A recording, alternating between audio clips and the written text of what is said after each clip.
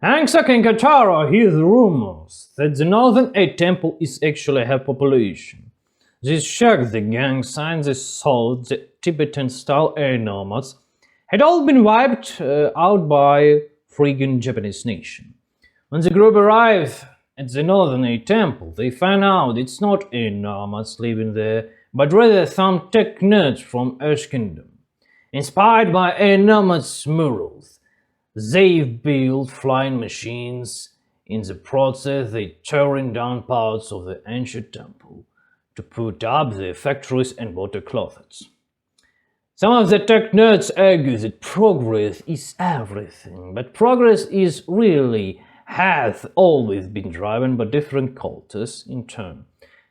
For example, first the Persian, then the Egyptian, then the Greeks, then Romans, then Germanic tribes that replaced the Western Roman Empire, then the Scandinavians who become the British, then the Americans from the British, a constant chain of the cultural hands-offs.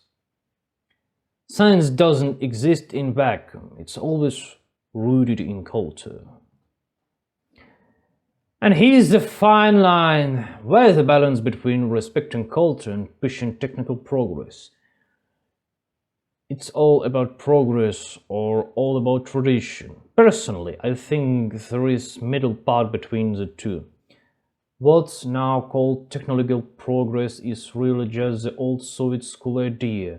The culture is disposable and everything must have science. But that ideology is long dead. The notion of science above all itself a cultural value, specifically the culture of the tech nerds. Aang meets the leader of the tech nerds, some guy with big mustache. Later, at the request of the mustache guy's son, Aang uses his ebon abilities to unlock a sealed chamber of the temple.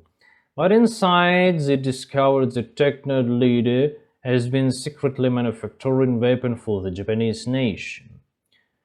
That's a nasty twist. We thought he was a good guy, but he's been collaborating with the local Navy. Not a great look. So, is it okay to work with occupiers, right? Especially not really you are helping make weapons that kill people. But on the flip side, war has always been a driver of technological progress. Once again, the question, where exactly is the line between good and evil? In the end, Aang and Katara team up with the tech nerds to fight back against the foreign nation and end the collaboration. And all those gifts, the foreign nation supplies, tools, resources for the temple, well, we just forget about this. Now they are good guys. The foreign nation's attack is repelled, but during the battle, their airship is destroyed and promptly salvaged by the enemy.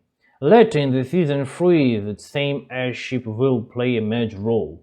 That's the brilliance of the show. Something that looked like a throwaway detail in season 1 turns out to the force down for the final battle. A classic Chekhov's gun moment, masterfully planned in advance.